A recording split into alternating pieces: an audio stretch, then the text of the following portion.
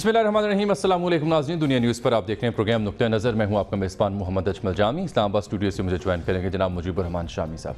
शामी साहब, आज 3 अहम मौज़ूआत हैं जिन पर प्रोग्राम में हमने बात करनी है और आपका नुक्ता नज़र हासिल करना है। एक तो आज आप इस्लामाबाद इसलिए मौजूद हैं कि आज वज़ीर-ए-आज़म पाकिस्तान ने कुछ देर पहले सीनियर सहाफ़ियों और एडिटर से मुलाकात की है। तफसीली नशिस्त आप लोगों की हुई, तो उसका अहवाल आपसे ही जानेंगे। अभी आप उस मुलाकात से उठ के आ रहे हैं कि वज़ीर-ए-आज़म क्या फरमाते हैं दाखिली खारजी मामलात के ऊपर, बिलखुसूस जो मुल्क में सियासी सूरत हाल है और जो PDM एहतजाजी तहरीक शुरू किए हुए है, इस्तीफ़े भी दे सकती है, उस पर वज़ीर-ए-आज़म क्या फरमाते हैं, क्या मुज़ाकरात भी हो सकते हैं या नहीं, ये सब कुछ शामी साहब आपसे सुनेंगे। और दूसरा, आज उसके साथ साथ PDM के रहनुमा भी सर जोड़ कर बैठे हुए इस्लामाबाद में और वहाँ भी अहम फैसले हो सकते हैं। इस्तीफ़े दिए जाएंगे, जेल भरी जाएगी या फिर एहतजाजी तहरीक को आगे बढ़ाया जाएगा। इस सिलसिले में भी फैसला आया चाहता है PDM सरबराही इजलास में। और तीसरी सबसे अहम खबर जिसका हम बार बार जिक्र कर रहे हैं, जो पेशावर में अफसोसनाक वाक़या पेश आया खैबर टीचिंग अस्पताल में, जहां 6 अफराद ऑक्सीजन की कमी से जाँ बहक हुए। फैक्ट फाइंडिंग रिपोर्ट सामने आई है। दिल हिला के रख देने वाली ये रिपोर्ट है। गफलत, बल्कि मुजरिमाना गफलत की मरतकब हुई है वहाँ इंतज़ामिया। इस पर भी तफसील से बात करेंगे। शामी साहब, फिर कैसी रही आपकी वज़ीर-ए-आज़म पाकिस्तान जनाब इमरान खान साहब से मुलाकात? और सुना है काफ़ी तवील मुलाकात हुई, किन किन मौज़ूआत पर गुफ्तगू हुई और आप कैसे नाज़रीन तक इस मुलाकात के अहवाल बयान करेंगे? देखिए, वज़ीर-ए-आज़म इमरान खान ने सर आज एडिटर्स और सीनियर जर्नलिस्ट या कॉलमिस्ट कह लीजिए, उनके एक ग्रुप से मुलाकात की और ये अपनी नौइयत की पहली मुलाकात थी। इक़्तिदार संभालने के बाद उन्होंने अखबारात के जो नुमाइंदे हैं और एडिटर्स हैं उनके साथ इस तरह की मुलाकात नहीं की थी। तो कोई 1.5-2 दर्जन के करीब अफराद मौजूद थे और इलेक्ट्रॉनिक मीडिया से अगर किसी का ताल्लुक़ था तो वो चौधरी गुलाम हुसैन साहब थे। यानी वो भी बुनियादी तौर पर तो प्रिंट के आदमी हैं, लेकिन आजकल इलेक्ट्रॉनिक मीडिया की वजह से पहचाने जाते हैं। तो आज वो कैमरों की चकाचौंध नहीं थी और इसलिए एक संजीदगी के साथ बातचीत हुई। वज़ीर-ए-आज़म ने सवालात लिए और जवाबात भी तहम्मुल से दिए और जो सूरत हाल इस वक्त कौमी सतह पर है उस पर तबादला ख्याल हुआ। और ये एक रवायत हमारे यहाँ रही है कि हेड ऑफ़ द स्टेट या हेड ऑफ़ द गवर्नमेंट अखबारात के जो एडिटर्स होते हैं और सीनियर अखबार नवीस होते हैं उनसे मुलाकात करते हैं और तफसीली तबादला ख्याल करते हैं। तो वहाँ वो रिपोर्टिंग की खींचातानी नहीं होती, सही बात, ना सवालात की दीगा मुश्ती होती है। तो ये एक वज़ीर-ए-आज़म के इक़्तिदार में आने के बाद उनसे कई बार मुलाकात तो हो चुकी है, लेकिन कभी डेलीगेशन की सूरत में और कभी इलेक्ट्रॉनिक मीडिया के लोग भी मौजूद होते थे। तो ये प्रिंट मीडिया के साथ एक अपनी नौइयत की एक पहली मुलाकात थी और ये एक पुरानी मुलाकातें जो हैं जो मुख्तलिफ़ अदवार में होती हैं उनका एक तसलसल भी कहा जा सकता है इसको। और शहबाज गिल साहब जो हैं उन्होंने मेरा ख्याल इसका एहतमाम किया था। देखिए, बात यह है कि हर सवाल हुआ जो लोगों के जहन में है और वज़ीर-ए-आज़म ने जवाब भी दिया, लेकिन बुनियादी बात यह है कि ये जो मौजूदा हालात हैं उनमें से कैसे रास्ता निकालना है। तो वज़ीर-ए-आज़म से ये बात उन्होंने अपने जो नैरेटिव है, जो अपोजिशन के बारे में उनका नुक्ता नज़र है, जो कोरोना के बारे में उनकी गुफ्तगू है, उन्होंने आगाज़ ही गुफ्तगू का कोरोना के बारे में किया और कहा कि मैंने इस हवाले से आपको तकलीफ़ दी है ताकि आप देखें कि ये इसकी शिद्दत बढ़ती जा रही है, लेकिन लोग जो हैं उस सूरत हाल का एहसास नहीं कर पा रहे। फिर जाहिर है कि सियासी जलसे जुलूस भी हो रहे हैं और सियासी क़यादत भी इस तरफ तवज्जो नहीं दे रही और वज़ीर-ए-आज़म को इस पर तशवीश थी और उनका कहना ये था कि हम उस तरह का सख्त लॉकडाउन कर नहीं सकते, लोग क्योंकि भूखों मर जाते हैं उस तरीक़े से। और लेकिन लोग जो हैं पहले की निस्बत बहुत यानी ऐसे हो गए हैं जो तवज्जो नहीं दे रहे, एहतियात नहीं बरतते, जैसे पहली लहर के दौरान हमने देखी बहसीत मजमूई। पहली लहर जो है क्योंकि वो आसानी से गुजर गई, इसलिए इसकी शिद्दत जो है اس کا احساس نہیں ہو پا رہا. تو کیا اس وجہ سے جلسے کی اجازت دی جائے گی اپوزیشن کو لاہور میں؟ اس بارے میں عمران خان صاحب کیا فرماتے ہیں وزیر اعظم پاکستان؟ نہیں، اس سلسلے میں تو ان کا موقف وہی ہے کہ جلسے کی اجازت تو وہ نہیں دیں گے لیکن اس میں رکاوٹ بھی نہیں ڈالیں گے. لیکن وہ چاہتے تھے کہ میڈیا جو ہے اس معاملے میں اپنا کردار ادا کرے اور لوگوں کو تیار کرے، لوگوں کو آگاہ کرے، کیونکہ قانون کا ڈنڈا جو ہے ہر وقت گھمایا نہیں جا سکتا. لوگوں کو کنونس کرنا چاہیے. ان کا سکول ہیں، شادی گھر ہیں، کیونکہ وہاں بہت لمبے عرصے تک لوگوں کو بیٹھنا پڑتا تھا، اس لیے وہاں پابندی لگی ہے. لیکن دوسرے ادارے اور دوسرے جو بزنس سپاٹ ہیں وہ تو بند نہیں کیے جا سکتے. یہ فرمائیں کہ لوگوں کے اور مسائل پیدا ہو جائیں گے. اس ساری سیاسی صورتحال کے تناظر میں ایک حل مذاکرات بھی ہوتے ہیں کہ ٹیبل پر بیٹھ جائے اگر تو کیا وزیر اعظم سے مذاکرات اپوزیشن کے ساتھ اس بارے میں بھی کوئی بات ہوئی؟ جی، اس بارے میں کیا فرماتے ہیں؟ استعفے کی بات بھی ہوئی کہ اپوزیشن استعفے دے دے گی تو کیا ہوگا. انہوں نے کہا کہ ہم اس میں وہ الیکشن کرا دیں گے. اور مذاکرات کی بات انہوں نے کہا ہم مذاکرات پہ تیار ہیں، ہر بات چیت کرنا چاہتے ہیں. لیکن یہ جو نیب کے کیسز ہیں ان پر کوئی بات نہیں ہوگی اور اپوزیشن بنیادی طور پر اس مسئلے پہ بات کرنا چاہتی ہے. اور یہ مسئلہ ایسا ہے کہ یہ ہمارے بس میں نہیں ہے کہ نیب کو ختم کر دیں. تو پھر ان سے بلدیاتی انتخابات کی بات بھی ہوئی اور ان کا کہا کہ بلدیاتی انتخابات انہوں نے کہا کورونا کی وجہ سے نہیں ہو سکے اور سینٹ کے الیکشن کے فوراً بعد یہ نقطہ بڑا اہم ہے. سر میں آپ کی خدمت میں دوبارہ اسے ریز کرتا ہوں. دیکھیے کہ وزیر اعظم صاحب یہ فرماتے ہیں کہ اگر اپوزیشن مستعفی ہو گئی تو ہم فوری ضمنی الیکشن کروا دیں گے تو 100-150 پونے 200 بنیں گے یہ حلقے مجموعی طور پر.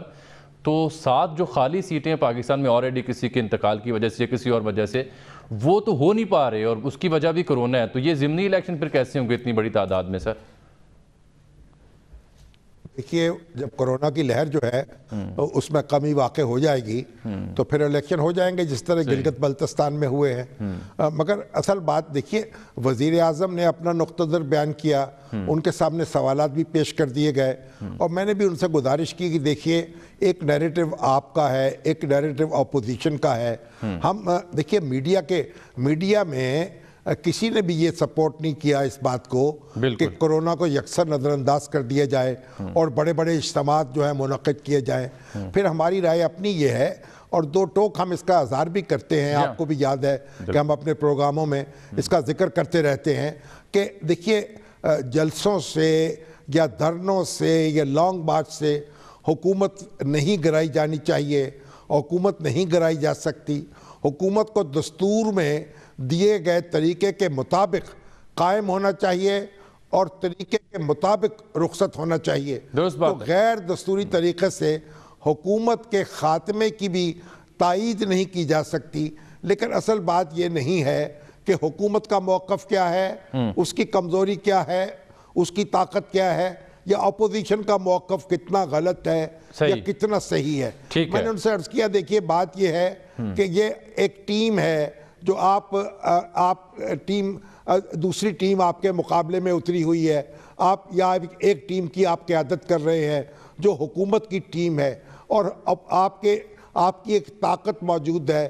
لوگوں نے آپ کو ووٹ دیے ہیں، آپ ایک بڑی پارٹی کے سربراہ ہیں. اسی طریقے سے اپوزیشن جو ہے اس کو بھی 1 کروڑ سے زائد ووٹ ملے ہیں، اس کے بھی روٹس موجود ہیں، اس کے بھی لوگ موجود ہیں اسمبلیوں میں. اب مسئلہ یہ ہے کہ ان دونوں بڑی طاقتوں کے درمیان کیسے رابطہ اس طریقے سے ہو کہ حالات کو سلجھایا جا سکے، ڈیفیوز کیا جا سکے، کوئی بحرانی کیفیت پیدا نہ ہو سکے اور جو پاکستان کی تاریخ میں بار بار اس طرح کا کوئی تماشا نہ لگایا جا سکے. تو میں نے آپ کی اس تجویز اور سوال کے جواب میں وزیر اعظم کا کیا فرمانا تھا سر؟ یہ چیلنج جو آپ کو درپیش ہے آپ نے اس کا حل نکالنا ہے، آپ نے صورتحال کو سنبھالنا ہے. آپ نے اپوزیشن جو ہے اس کو اگر وہ اپوزیشن چاہتی ہے کہ حالات خراب ہوں، اپوزیشن چاہتی ہے کہ ایک ڈیڈ لاک پیدا ہو جائے تو آپ نے اس کو سدھارنا ہے. آپ نے وہ ڈیڈ لاک پیدا نہیں ہونے دینا. یہ آپ کا چیلنج ہے اس سے قطع نظر کہ آپ کا اپوزیشن کا نیریٹو کیا ہے اور آپ کی بات میں کتنا وزن ہے، اصل بات یہ ہے کہ آپ کی ٹیم جو میدان میں ہے اسے یہ میچ کیسے جیتنا ہے اور اپنے مقابل ٹیم کو کیسے آپ نے ہرانا ہے اور کیسے اس کو ایک قواعد و ضوابط کے مطابق اپنا کھیل جاری رکھنے پر مجبور کرنا ہے۔ تو وزیر اعظم نے اس کے جواب میں پھر یہی بات کی کہ میں تو بات چیت کے لیے تیار ہوں، لیکن میں ظاہر ہے کہ نیب پہ بات نہیں کر سکتا، اور یہ پھر وہی جو اپنا ان کا موقف ہے انہوں نے اس کو دہرایا۔ لیکن ظاہر ہے کہ دیکھیے جب آپ گفتگو کرتے ہیں تو کوئی یہ مناظرہ تو ہوتا نہیں ہے، بحث و تمیز بھی اس طرح نہیں ہوتی، تو آپ ایک اپنی بات عرض کر سکتے ہیں، تو وہ ہم نے عرض کر دی۔ اور اس طرح جب وزیر اعظم سے پوچھا گیا، تو چودھری غلام حسین نے پوچھا کہ آپ کے جو بڑی کامیابی کیا ہے اور بڑی ناکامی کیا ہے، تو انہوں نے کہا بڑی کامیابی تو ہماری یہ ہے کہ ہم لانگ ٹرم پلاننگ کر رہے ہیں، ہم 2 بڑے شہر بسا رہے ہیں، ایک کراچی میں ایک لاہور میں، 2 بڑے ڈیم بنا رہے ہیں، اور ہم ناکامی یہ ہے کہ ہمیں آئی ایم ایف کے پاس فوراً چلے جانا چاہیے تھا، جو کہ اس کے ساتھ یہ کہ پھر ہمیں یہ سٹیل مل ہے اور پی آئی اے، یہ جو سرکاری ادارے ہیں، ان سے عہدہ برا ہونے کے لیے جلدی اقدامات کرنے چاہیے تھے، ان میں کچھ تاخیر ہوئی ہے۔ تو شامی صاحب پرعزم تھے بحثیت مجموعی، یہی میں آپ سے کرنا چاہتا ہوں، یہی نقطہ تھا آپ کی خدمت میں کہ کیا بحثیت مجموعی وہ پر اعتماد دکھائی دی ہے اپوزیشن کے مقابلے میں، اور مجموعی صورتحال کو جیسے وہ ڈیل کر رہے ہیں، تو گفتگو کے بعد یہ تاثر ہے کہ بڑے پر اعتماد ہیں، ڈٹے ہوئے ہیں، جمے ہوئے ہیں؟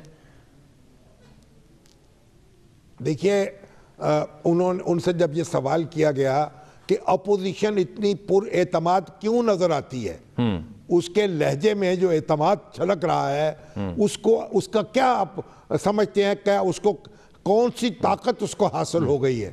تو وزیر اعظم نے کہا میں تو سازشی تھیوریز پہ یقین نہیں رکھتا، میں تو خود سمجھتا ہوں کہ میں پہلے سے زیادہ پر اعتماد ہوں، صحیح بات، اور میری طاقت جو ہے وہ دستور کے اندر ہے، اور اس لیے مجھے بھی یہ اعتماد ہے، اور میں اسی سازشی تھیوری پہ یقین نہیں رکھتا، اور میں دستور کے مطابق اپنا کردار جو ہے وہ ادا کرتا رہوں گا۔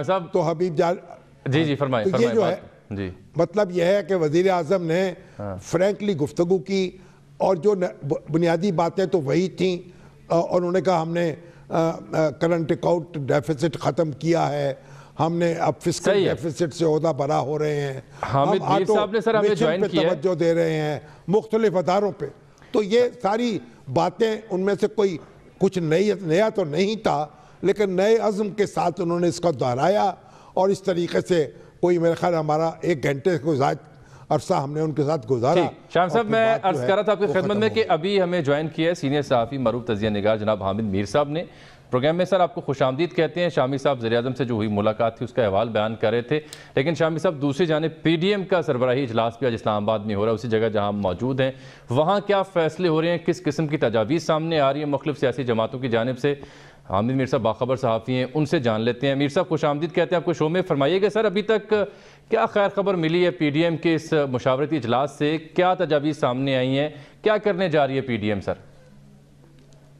دیکھیں یہ جو اجلاس ہے نا، اس کا بنیادی مقصد جو ہے وہ یہ ہے کہ 13 دسمبر کا جو جلسہ ہے وہ کیسے کامیاب بنایا جائے، کیونکہ یہ جلسہ جو ہے یہ بڑا اہم ہے۔ اگر اس میں بڑی تعداد میں لوگ شریک ہوں گے تو اس سے اپوزیشن کی جو حکومت کے خلاف تحریک ہے وہ اس میں مزید شدت آئے گی۔ اور اس کے علاوہ اس اجلاس میں یہ بھی ڈسکشن ہو رہی ہے کہ اسلام آباد کی طرف مارچ جو ہے اس کی تاریخ کیا ہونی چاہیے، کون سا وقت مناسب ہونا چاہیے۔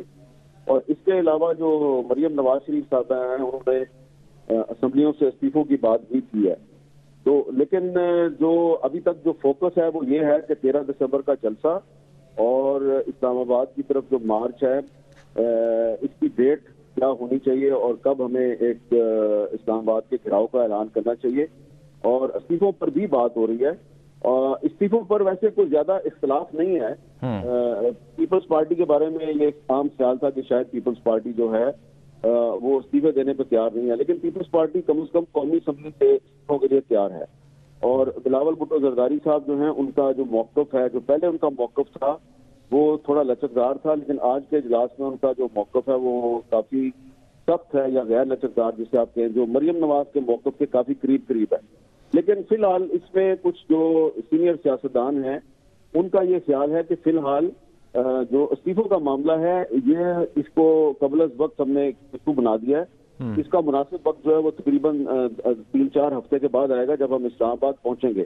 تو یہ اعلان جو ہے یہ اگر اسلام آباد جا کر کیا جائے تو اس وقت زیادہ مناسب ہوگا. پھر 13 دسمبر کے جلسے کو کامیاب بنایا جائے اور اسلام آباد کی طرف میر صاحب یہ فرمائیں کہ یہ بھی اطلاع کی جانب سے ایک تجویز یہ بھی تھی کہ جیل بھرو تحریک جو ہے وہ شروع کی جائے.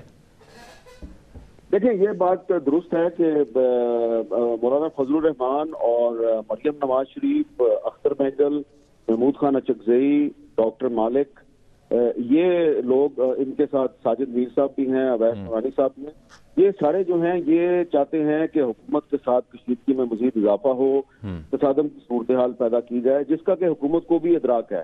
حکومت کو بھی پتہ ہے کہ پی ڈی ایم میں زیادہ تر جماعتیں جو ہیں وہ تصادم کی صورتحال پیدا کرنا چاہتی ہیں. تو جیل بھرو تحریک تو اسی وقت شروع ہوگی نا جب آپ کوئی ایسا کام کریں گے کہ حکومت جو ہے اس کے پاس کوئی راستہ نہ رہے اور وہ آپ کو گرفتار کر لے. تو ایسا جو راستہ ہے میرا خیال ہے وہ، یا ایسا جو کوئی اعلان ہے وہ 13 دسمبر کے جلسے میں وہ کیسا اعلان ہو سکتا ہے. سول نافرمانی کی جو تجویز ہے اس پر بھی بات کی گئی ہے، لیکن ابھی اس پر حتمی فیصلہ نہیں ہوا. تو پیپلز پارٹی جو ہے وہ ابھی تک کھل کر اس نے اختلاف نہیں کیا کسی بھی بات پر. مولانا فضل الرحمان کی رائے سے انہوں نے کوئی اختلاف نہیں کیا، لیکن ساتھ ہی ساتھ وہ یہ بھی کہہ رہے ہیں کہ زیادہ فوکس 13 دسمبر کے جلسے پہ رکھیں اور جو لانگ مارچ کی ڈیٹ ہے وہ آپ اناؤنس کر لیں، اور جب آپ اسلام آباد پہنچ جائیں اور پھر آپ جو بھی اعلان کریں گے اسلام آباد پہنچ کے ہم آپ کے ساتھ ہیں. میر صاحب یہ فرمائیں کہ اگر استعفوں تک بات آتی ہے تو پیپلز پارٹیاں بتا رہے ہیں کہ لچک کا مظاہرہ کر چکی کہ بالکل اپوزیشن کے ساتھ ہم ہوں گے. کیا سندھ اسمبلی بھی شامل ہوگی اس آپشن میں یا سندھ اسمبلی کو انٹیکٹ رکھا جائے گا؟ آپ کی دانش کیا کہتے ہیں؟ اس پر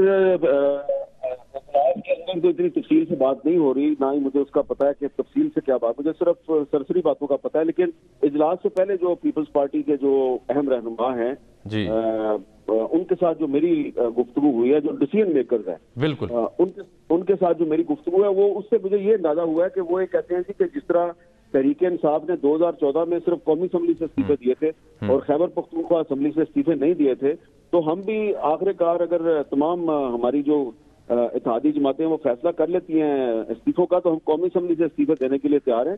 لیکن ذرا اس پہ مزید غور و فکر کر لیا جائے کہ اگر ہم نے صوبائی اسمبلیوں سے بھی استعفے دے دیے تو اس سے کہیں یہ نہ ہو کہ کوئی ایسی صورتحال پیدا ہو جائے کہ سسٹم کے لیے خطرات میں اضافہ ہو جائے. بہت شکریہ عامر میر صاحب. شامی صاحب میں آپ کی جانب آتا ہوں انہی نکات کے اوپر. ایک تو میاں افتخار حسین جو ANP کے ہیں وہ جب تشریف لائے اسلام آباد میں اجلاس کے موقع پر تو ان کا نام کرسی پر نہیں لکھا ہوا تھا تو ناراضی ہوئی، پھر مولانا منا کے اندر لے گئے. پھر زرداری صاحب بھی مخاطب ہوئے، نواز شریف صاحب سے بھی انہوں نے کچھ عذرائے تفنن گفتگو کی کہ کیا کمرے کے اندر بھی آپ ماسک پہنے رکھتے ہیں یا نہیں پہنے رکھتے. اس طرح کے دلچسپ معاملات بھی پیش آئے اس اجلاس کے دوران. تو شامی صاحب 3 نقطے ہیں، آپ کی دانش اور آپ کی بصیرت کیا کہتی ہے؟ یہ جیل بھرو تحریک، مشترکہ استعفے یا لانگ مارچ، کب کون سی آپشن مفید رہتی ہے اور یہ بر وقت کیا ساری آپشن سامنے آ رہی ہیں آپ کے نزدیک؟ دیکھیے جیل بھرو تحریک جو ہے نا وہ تو گرفتاری کوئی پیش کرنا بھی چاہے تو حکومت اسے گرفتار نہیں کرے گی تو جیل کیسے بھری جائے گی؟ بالکل ٹھیک.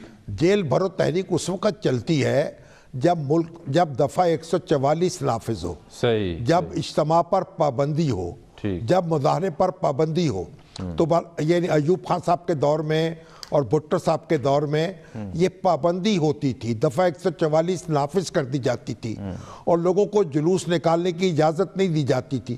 پھر لوگ اس کو وائلیٹ کرتے تھے اور کہتے تھے ہمیں گرفتار کر لو. پہلے ایوب خان کے دور میں تو لوگ 2-2 فٹ کا فاصلہ رکھ کے چلتے تھے ایک زمانے میں. پھر وہ دفعہ 144 کو جب وائلیٹ کرتے ہیں تو وہ قانون شکنی کرتے ہیں، وہ کہتے ہیں ہمیں گرفتار کرو. اس طرح جیلیں بھری جاتی ہیں. اب تو ایسی کوئی صورت نہیں ہے، نہ کوئی دفعہ 144 لگی ہوئی ہے، نہ حکومت نے کسی کو جلسے جلوس سے روکا ہوا ہے. تو اگر کوئی کہتا ہے کہ ہمیں گرفتار کرو تو حکومت کہے گی ہم گرفتار نہیں کرتے. تو اس لیے جیل بھرو تحریک جو ہے وہ تو وہی بات کرتے ہیں، وہ ہمارے دوست کرتے ہیں جنہوں نے یہ اصطلاحات سن لی ہیں لیکن ان کے تاریخی پس منظر سے واقف نہیں ہیں. تو جیل بھرو تحریک کا تو اس وقت کوئی محل نہیں ہے. کون سا قانون توڑیں گے آپ جو اجتماع سے روکتا ہو آپ کو، تو ایک بات تو یہ ہے. دوسرا سول نافرمانی ہے. وہ سول نافرمانی کیا ہوتی؟ خود عمران خان صاحب نے اعلان کیا تھا ہم وہ بل نہیں دیں گے، اور لوگوں نے کہا، انہوں نے کہا، اداروں نے کہا ہم بجلی کاٹ دیں گے. تو اگر آپ کوئی حکم ماننے سے انکار کرتے ہیں تو اس پر بھی آپ کے خلاف کارروائی ہو سکتی ہے. تو یہ ساری خیالی باتیں ہیں. شاہ صاحب بنیادی بات آپ نے ایک بار پھر سے عمران خان صاحب کا ذکر کیا تو مجھے یاد آیا کہ کیا وہاں پر اپوزیشن کے پر اعتماد ہونے اور کئی دیگر ممالک سے ان کے رابطے یا ان کی آشرواد ہونے کا معاملہ بھی زیر بحث آیا؟ اس پر خان صاحب نے کیا کچھ کہا، ذرا وہ بھی بتا دیں، پھر میں ذرا استعفوں پر اور لانگ مارچ پہ بات کرتا ہوں آپ سے. دیکھیے، خان صاحب نے یہ کہا کہ ایسے ممالک موجود ہیں، ایسے عناصر موجود ہیں جو پاکستان کو ڈیسٹیبلائز کرنا چاہتے ہیں، اور ایسے یہاں پاکستان کو اور مسلمان ملکوں کو خاص طور پر ٹارگٹ کرتے ہیں. تو ان عناصر کی موجودگی سے میں انکار نہیں کر سکتا، ان کی کارروائیوں سے بھی صرف نظر نہیں کیا جا سکتا، لیکن جو بھی صورتحال ہے ہم اس کا مقابلہ کریں گے. گویا وہ انہوں نے کوئی حوصلہ ہارا نہیں تھا، وہ ایک پر اعتماد نظر آ رہے تھے. لیکن بنیادی دیکھیے بات یہ ہے کہ اپوزیشن جو ہے وہ چاہتی ہے کہ لاہور کا بہت بڑا جلسہ ہو، اس کے بعد یہ تحریک جو ہے وہ پورے ملک میں بھی مظاہرے شروع کر سکتی ہے، اور پھر ہڑتالوں تک نوبت بھی آ سکتی ہے، پھر وہ لانگ مارچ بھی کر سکتی ہے. کئی آپشنز اس کے سامنے ہیں. بنیادی بات یہ ہے کہ ایسا ڈیڈ لاک کیسے پیدا کیا جائے کہ اس سے اپوزیشن اپنے مطالبات منوانے میں کامیاب ہو جائے، نئے انتخابات کا اعلان حاصل کرنے میں کامیاب ہو جائے. اگر ایسا ڈیڈ لاک ہو کہ اپوزیشن کے ہاتھ بھی خالی ہو جائیں اور حکومت کے ہاتھ بھی خالی ہو جائیں، تو پھر وہ حفیظ جلندری نے یہ کہا ہے نا کہ عشق یا کامیابی دونوں کا حاصل خانہ خرابی. تو یہ ڈیڈ لاک جو ہے وہ کسی کو وارے نہیں کھاتا. تو یہ بڑی احتیاط کا معاملہ ہے. یہ پل صراط پر چلنے کی بات ہے. جو وقت آگے بڑھے گا اپوزیشن اپنی طاقت اگر اس میں اضافہ کرتی نظر آئے گی، اس کے تیور بدل جائیں گے. وقت کے پل صراط پہ چل رہا ہوتا ہے کیونکہ بریک آن پہنچتی ہے پروگرام میں جب گفتگو آگے بڑھتی ہے، اور دل نہیں چاہتا کہ بریک لی جائے، لیکن یہ پل صراط تو کراس کرنا ہے. ایک بریک کے بعد واپس آتے ہیں تو جو خیبر ٹیچنگ اسپتال میں جو قیامت خیز معاملہ پیش آیا، مجرمانہ غفلت کا کس طرح سے عملہ مرتکب ہوا اور پوری مشینری کیسے مرتکب ہوئی اس غفلت کی، اس پر بات کریں گے.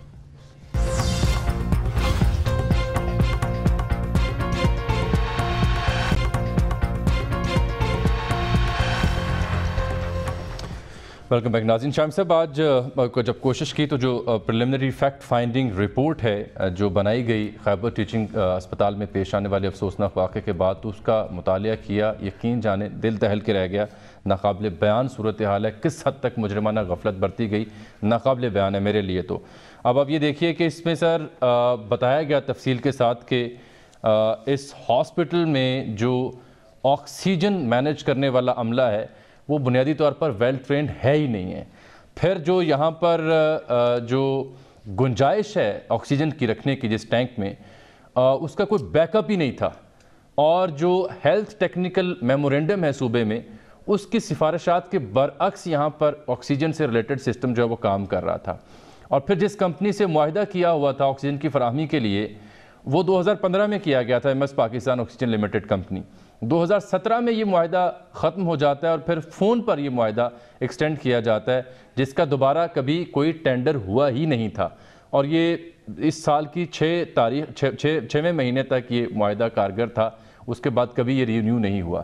یعنی 7 سے 8 نکات پر مبنی کنکلوژنز ہیں جو اس فیکٹ فائنڈنگ رپورٹ میں آئی ہیں، جس میں نہ صرف عملے کو ذمہ دار قرار دیا گیا بلکہ ایک لائن بہت ہی خوفناک جس میں کہا گیا ہے کہ یہ پورا کا پورا واقعہ سسٹم فیلئر کی وجہ سے پیش آیا. آکسیجن کی کمی تو تھی ہی، بیک اپ پلان تو تھا ہی نہیں، اور آکسیجن سے ریلیٹڈ جو معاملہ ہے اس کو ڈیل کرنے کے لیے عملہ بھی ٹرینڈ نہیں تھا. یہ تو معاملات ہیں ہی ہیں، لیکن اس کے ساتھ انہوں نے کہا کہ ہسپتال میں ایمرجنسی ریسکیو سکواڈ بھی موجود نہیں ہے، کہ کوئی ایمرجنسی بن جاتی ہے تو اس سے نمٹنے کے لیے سکواڈ ہوتا ہے، وہ بھی موجود نہیں ہے. عابد حمید صاحب ہیں، بیورو چیف دنیا نیوز پشاور، سینئر صحافی ہیں، یہ پچھلے 4-5 روز سے اس واقعے پر نظر رکھے ہوئے ہیں. ان سے میں بات کرتا ہوں، پہلے آپ کچھ فرمائیے. دیکھیے بات یہ ہے کہ صوبائی حکومت کیا کر رہی تھی جی وزیر صحت کے کیا فرائض ہیں جی کابینہ کس لیے بیٹھی ہوئی ہے کیا وزیر صحت پر لازم نہیں تھا کہ تمام ہسپتالوں کی صورتحال کا جائزہ لیتے اور دیکھتے کرونا سے نپٹنے کے لیے کیا وہ ویل ایکوپڈ ہیں یا نہیں ہے کہاں کہاں خلا ہے اسے کیسے پر کیا جا سکتا ہے اور پھر ہسپتال کی جو انتظامیہ تھی جو اس کے چیف ایگزیکٹو تھے انہوں نے کیا کیا اب یہ جب جانچ پڑتال ہوگی پتہ چلے گا کہ انہوں نے کوئی توجہ دلائی تھی کوئی طلب کی تھی کوئی ڈیمانڈ نوٹ بھیجا تھا یا نہیں بھیجا یا وہ بھی ہاتھ پہ ہاتھ دھرے بیٹھے ہوئے تھے تو یہ سارے لوگ جو ذمہ دار ہیں ایک ایک کا تعین کر کے ایک ایک کو سزا ملنی چاہیے یہ اور ابھی تک مجھے حیرت ہے کہ یعنی کوئی ایسی یعنی تیز رفتاری سے کام نہیں ہو رہا اور خود وزیر اعظم پاکستان کو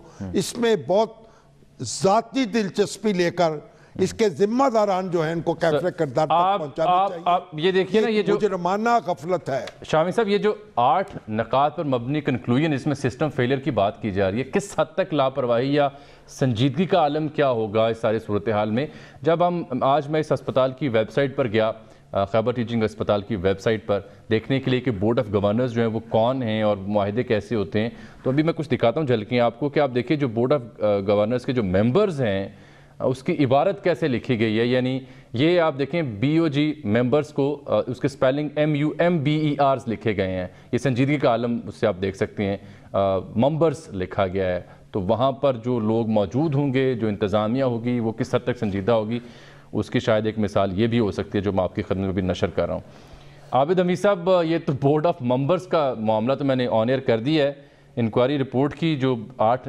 کنکلوژنز ہیں وہ بھی کچھ کسی حد تک شیئر کی ہیں اس کے بعد سے اب تک ہوا کیا ہے کون کس پر پردہ ڈال رہا ہے اور اصل ذمہ داروں کا تعین کب ہوگا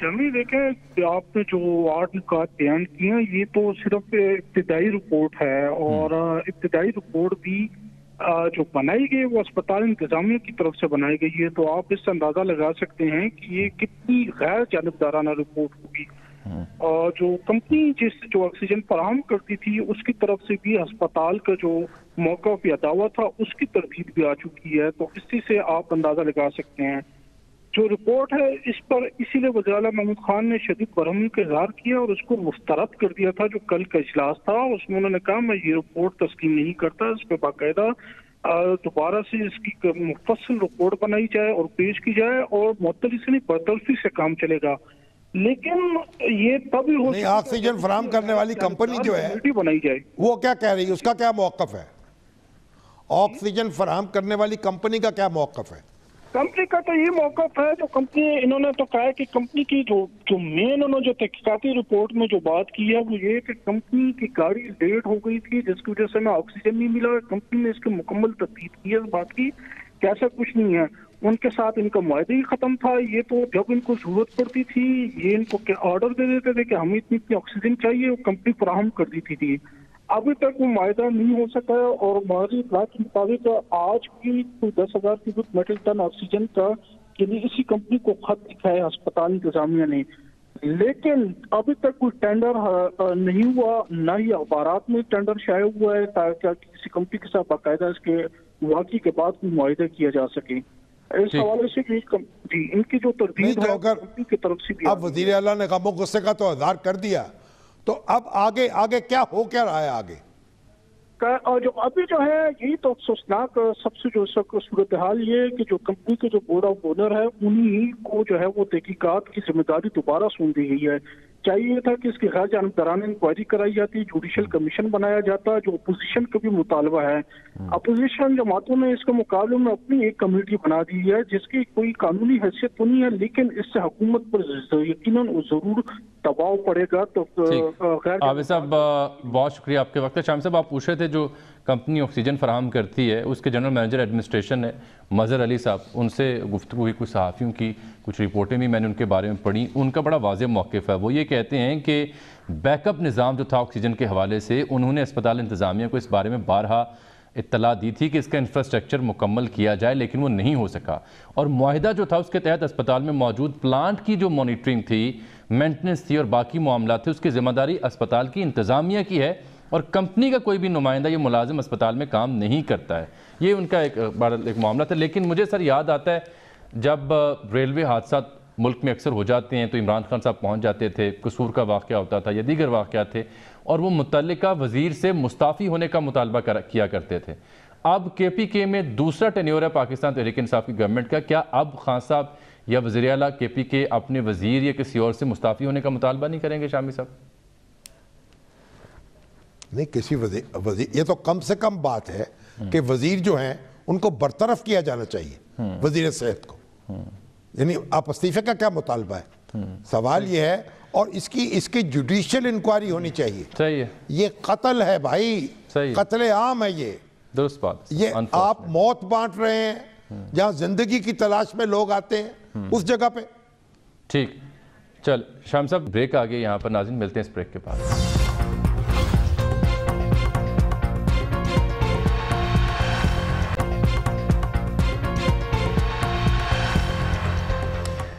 ناظرین اس کے ساتھ ہی آج کے نقطہ نظر کا وقت یہاں پر ختم ہوا چاہتا ہے. آپ سے ملاقات ہوگی کل, تب تک کے لیے اجازت دیجیے گا. اللہ حافظ.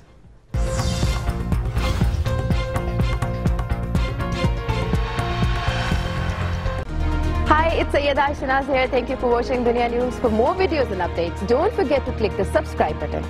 Keep watching Dunya News.